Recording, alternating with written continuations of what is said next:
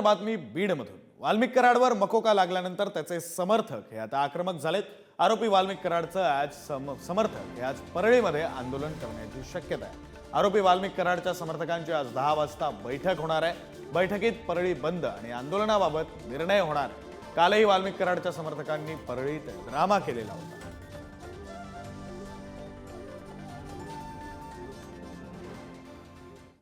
दरम्यान कालही वाल्मिक कराडच्या समर्थकांनी परळी ड्रामा केला होता। काल नेमकं वाल्मिकच्या समर्थकांकडून परळीमध्ये काय काय झालं आपण तेही पाहणार आहोत। वाल्मिक कराडच्या आईनं पोलीस स्थानकाबाहेर परळी शहर पोलीस स्थानकाबाहेर ठिय्या मांडलेला होता। त्यानंतर पोलिसांनी समजूत काढली। परळी पोलीस स्टेशन बाहेर मोठं आंदोलन झालं। मोठ्या प्रमाणात वाल्मिक समर्थक जमले होते। रुग्णालयासमोर सुद्धा समर्थकांनी ड्रामा केला।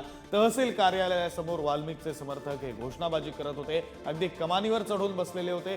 टॉवरवर चढून सुद्धा समर्थकांनी काल आंदोलन केलं। तर वाल्मिक समर्थकांनी टायर सुद्धा जाळले आणि या आंदोलनाला एक उग्र स्वरूप सुद्धा या समर्थकांकडून देण्यात आलं।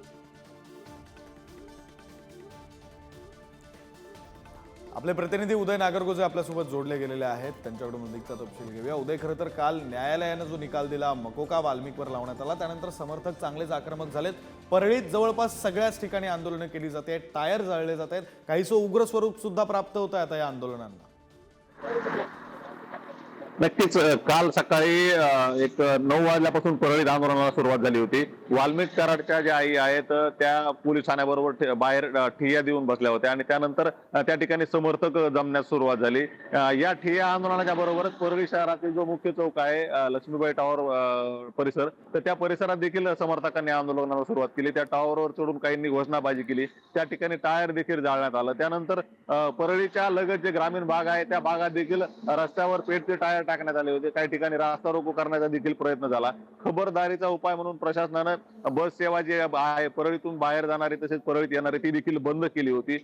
त्यानंतर हे आंदोलन जवळपास 8 ते 10 तास सुरू होतं। त्या दरम्यान वाल्मिक कराड यांच्या आईने पाणी देखील घेतलं नव्हतं। त्यावेळी त्या ठिकाणी डॉक्टरांनी जाऊन त्यांची समजूत घातली, परंतु त्या पाणी घेत नव्हत्या। त्यानंतर पोलीस अधिकाऱ्यांनी देखील हे आंदोलन मागे घ्या, तुमच्या भावना आम्ही प्रशासनाला कळवू असं सांगितलं, पण तरी देखील हे आंदोलन मागे घेतलं जात नव्हतं। शेवटी 9:30च्या दरम्यान रात्री पोलीस अधिकाऱ्यांनी पुन्हा एकदा त्यांना विनंती केली आणि त्यानंतर या विनंतीला त्यांनी मान्यता देऊन हे आंदोलन स्थगित केलेलं आहे। आता आज पुन्हा 10 वाजता परळीत कराड समर्थकांची बैठक होणार आहे आणि त्यामध्ये आता पुढील आंदोलनाची दिशा ठरवली जाणार आहे। वाल्मिक कराड यांच्यावरील गुन्हे मागे घ्या अशी मागणी या समर्थकांकडून केली जात आहे असं एकंदरीत दिसतंय। विक्रांत, बरं, धन्यवाद उदय तुम्ही दिलेल्या सगळ्या सविस्तर तपशिलासाठी। तर वाल्मिक कराडला आज SITच्या ताब्यात दिलं जाणार आहे। काल मकोका लागल्यानंतर आज बीड पोलिसांकडून वाल्मिकला SITच्या ताब्यात दिलं जाईल। SIT कडून आज वाल्मिक कराडची कसून चौकशी सुद्धा होणार आहे। SIT कडून वाल्मिक कराडच्या संपत्तीची सुद्धा चौकशी होणार आहे। काल वाल्मिक कराड विरोधात मकोका लावण्यात आलाय, त्यानंतर आज त्याला SITच्या ताब्यात दिलं जाईल।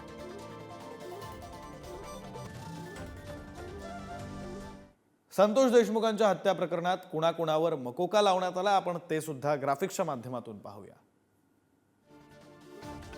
वाल्मिक कराड, विष्णू चाटे, सुदर्शन घुले हे 3 आरोपी आहेत ज्यांच्यावर आता मकोका लावण्यात आलाय।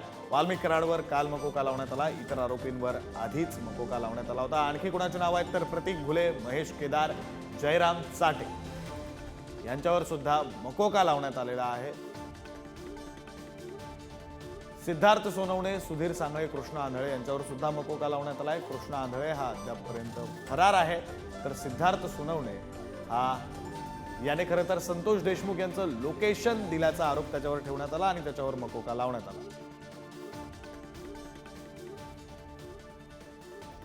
मकोकामुळे वाल्मिक कराड आता अडचणीत सापडलाय। पाहुयात ग्राफिक्सच्या माध्यमातून नेमकं काय घडतंय, मकोकामुळे त्याच्या अडचणीत कशी वाढ झाली। वाल्मिक कराडला आता किमान 180 दिवस तरी जामीन मिळणार नाहीये। वाल्मिक कराडची चौकशी DYSP दर्जाच्या अधिकाऱ्याकडे असणार आहे।